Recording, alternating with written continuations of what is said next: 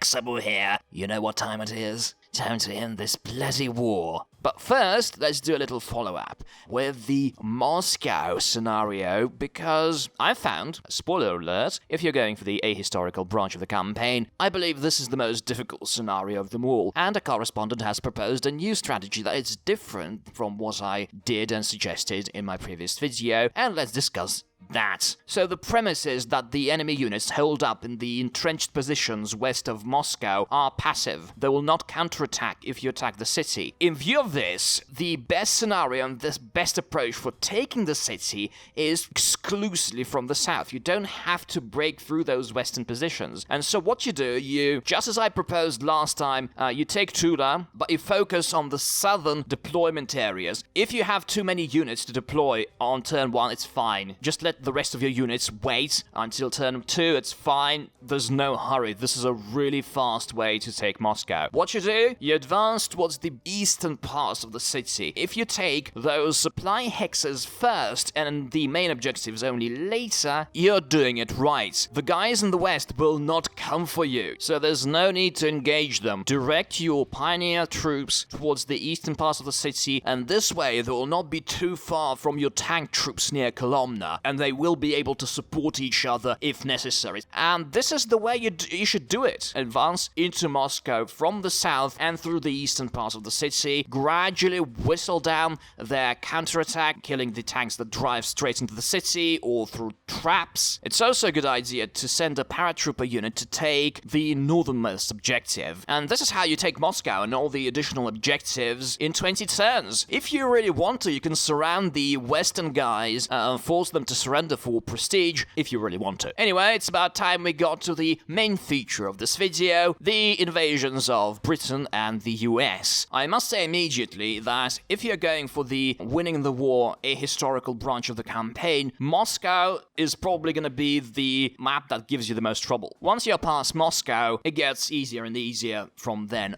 on. The British and American scenarios are no exception once you know what you're doing. Just so that you know, for the British missions, I still use the Gustav gun. For the American ones, I decided not to. You don't need any of this super heavy artillery there. In the Soviet missions, you kinda do. In the British, and especially American ones, you really don't. So, let's look at them, finally.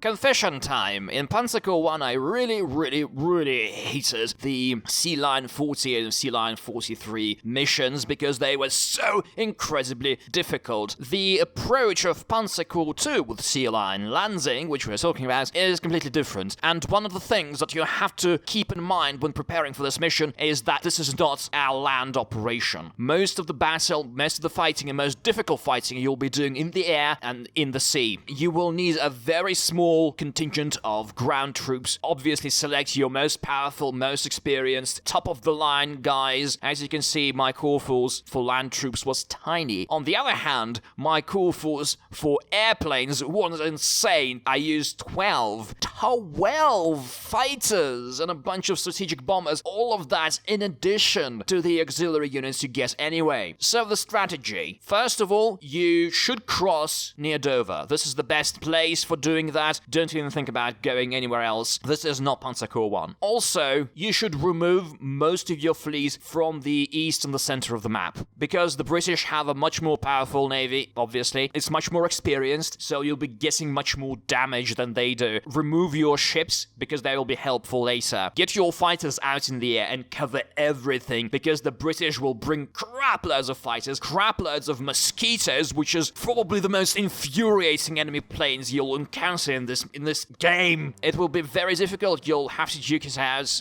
with sheer numbers of fighters. On the ground, what you should do, first of all, I highly suggest using Gustav for this. You will not be able to bring it to the island, but its range is long enough that you can kill the infantry in Dover. And once it's dead, it's probably gonna be around turn 2 or 3. You just send in your troops and just expand your bridgehead. At the same time, you should be blowing blowing up enemy ships with submarines. Try not to lose them. And once the threat is gone, bring your surviving ships. Remember that they don't lose their fighting capability when damaged, so later in the mission, they will be a very useful artillery asset. And this is it. Just advance with your top troops. The island is very poorly defended. Once their aeroplanes are gone, there is nothing stopping you, even their navy, and it can be killed as well. You can expect victory on turn 12 with this approach. So, what the hell are you waiting for?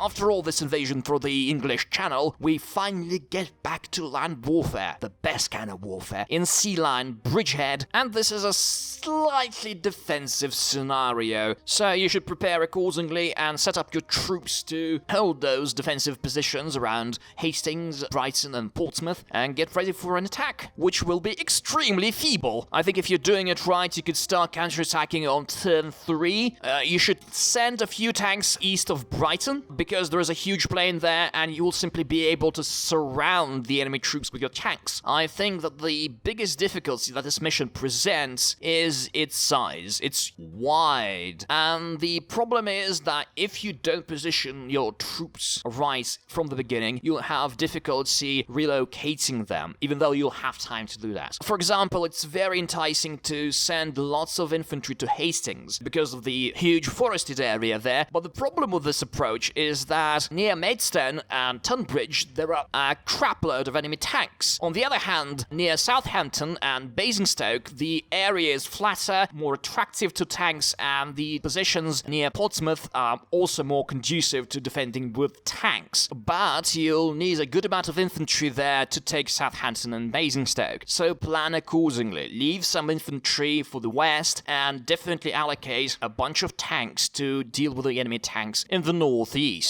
It's also worth noting that Guildford is the most defended position in this whole area. It has AA guns, artillery, ATs, everything, so don't expect to take it very quickly and bring your forces from the east to the west, or otherwise expect Guildford to be the last objective you take.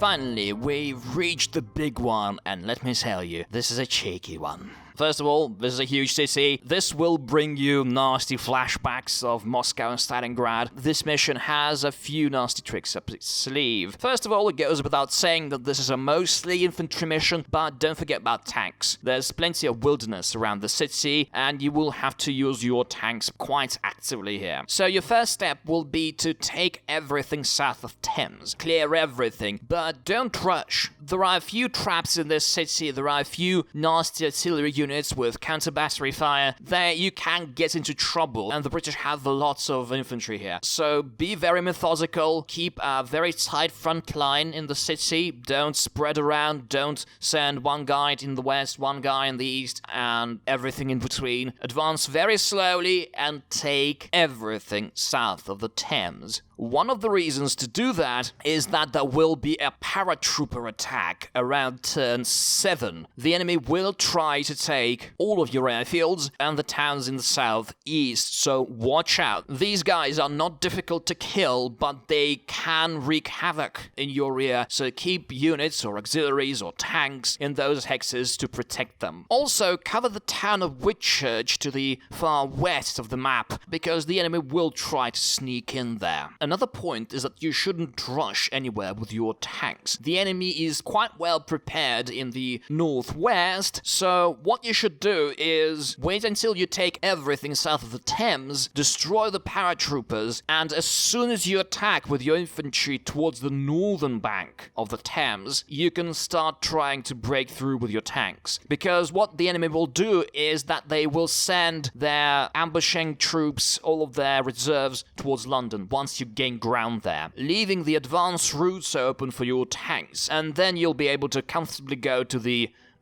Churchill and kill it. After which you should run your tanks around the northern part of the city, obviously not entering it, and kill all the artillery, all the AA guns. Just support your infantry from the outside, and then pretty much the battle is over.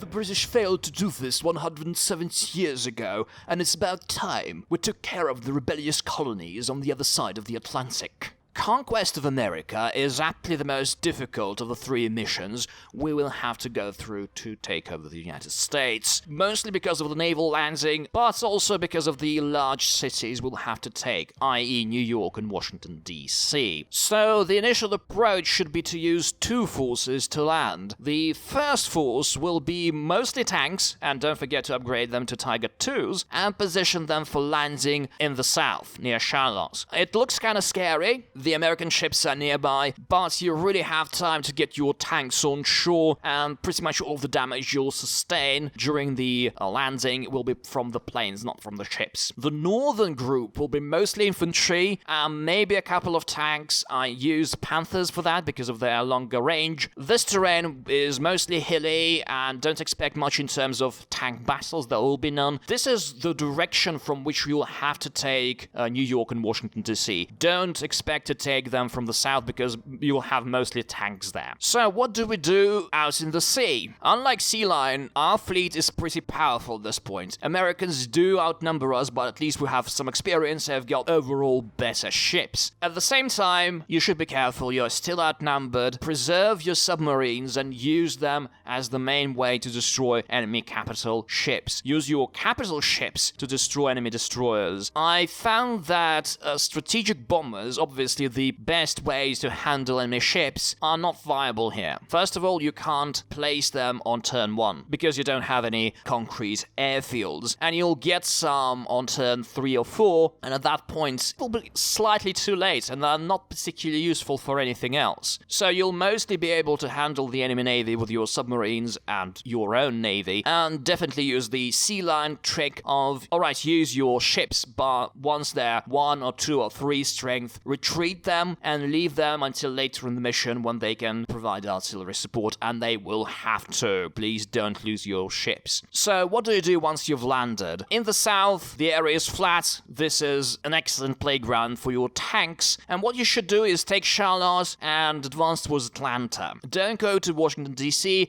It's pretty well defended against tanks. There's no point doing that. If you are short on prestige, you may go into Florida. Once again, it's not necessary. Take Charlotte, take Atlanta, and wait for counterattacks. There will be counterattacks from the Appalachians, i.e. from the north. This will be the strongest enemy tank formation on this map. There will be a small counterattack from Florida, so don't leave Charlotte undefended. Just a little warning for you. Once you've dealt with the south, you can advance towards Detroit. The area of the Great Lakes, i.e. Detroit, Toronto, and Ottawa, that area, because of the lakes, it's very easy to encircle and just destroy them as they accumulate suppression. New York and Washington, D.C. are the most difficult targets of this mission. You should focus your best infantry, as much artillery as you can spare. Don't forget about your navy. Send them to New York and Washington, D.C. Advance slowly, don't rush anywhere. Always cover your infantry with artillery, and if you've got really strong pioneers with 3 to 4 stars of experience and half tracks, you will be quite successful doing that. And this is it. Let's continue forward as victory is in our sights.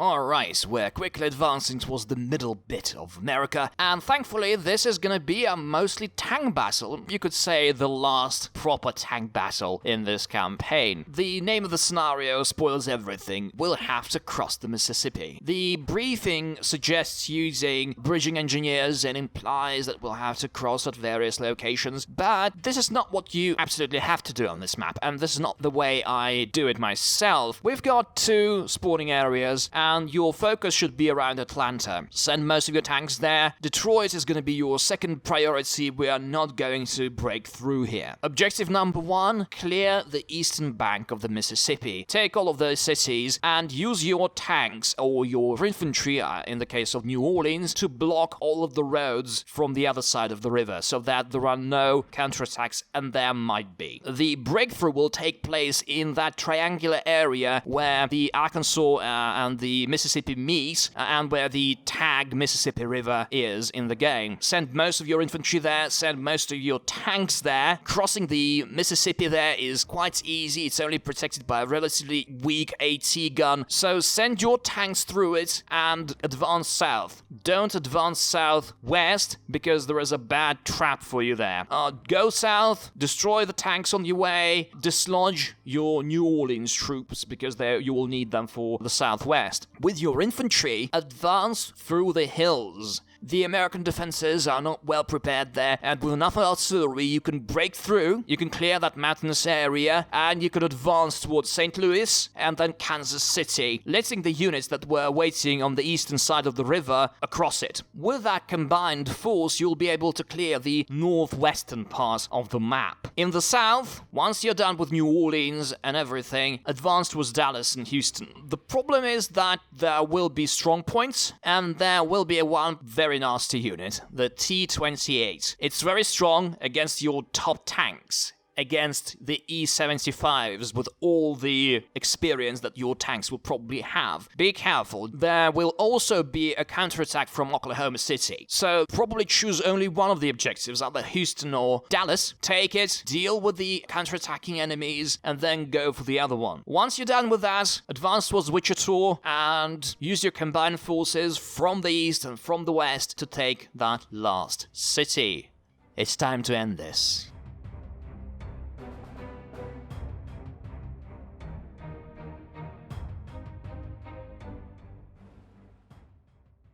The Pacific is indeed within reach. I have half a mind not to say anything about this mission because you probably have lots of prestige at this point. This is the last mission in the game. The losses don't matter at all because you're not gonna get any pats on the back for not losing any units. There's plenty of time to take all of the objectives, so you can just bluntly advance through all of the enemy defenses, reinforce, at least reinforce everything during the mission, and not worry about anything. Come on, you've got mouses in this mission. Alright, a few pointers. First of all, the Americans will try to play the London trick, i.e. they will drop paratroopers in Wichita and Dallas, and in the area next to them. Be prepared for that. It'll happen around turn 5. Second, there will be lots of resistance in the air. My suggestion is not to take pretty much any tactical bombers or recons in this mission, because they'll probably get shredded. Take your wonderful bat gliders, your Go 229s, and pretty much nothing else. You might use a strategic bomber,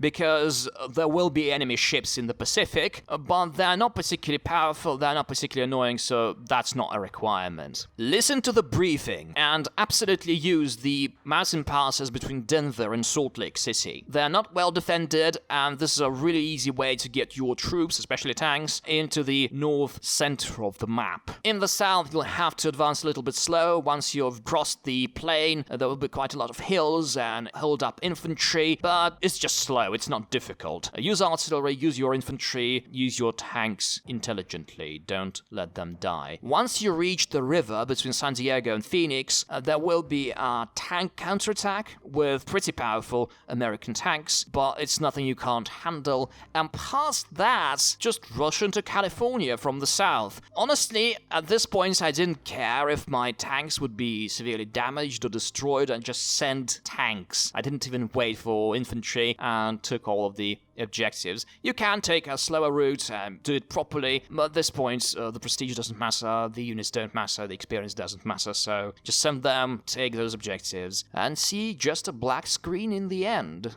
in addition to a weird letter from the High Command. What might it be?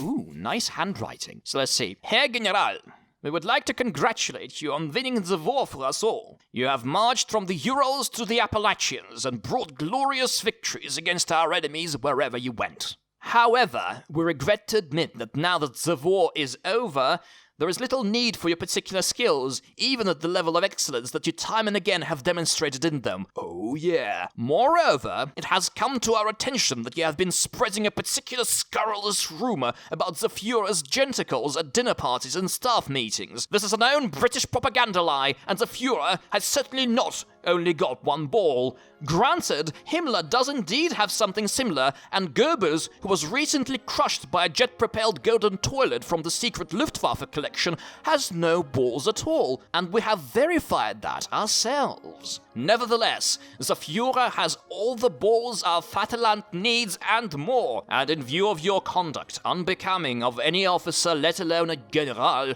you are hereby stripped of your rank and discharged from the armed forces with no pension or benefits. In spite of that, your prior military achievements and the wicked cognac bath brothel parties you were famous for have compelled us to rig a certain labor lottery in your favor. You have been assigned a Class 8 dwelling and the position of an officer at the border checkpoint between 2 of our allies. Congratulations and farewell. XOXO High Command.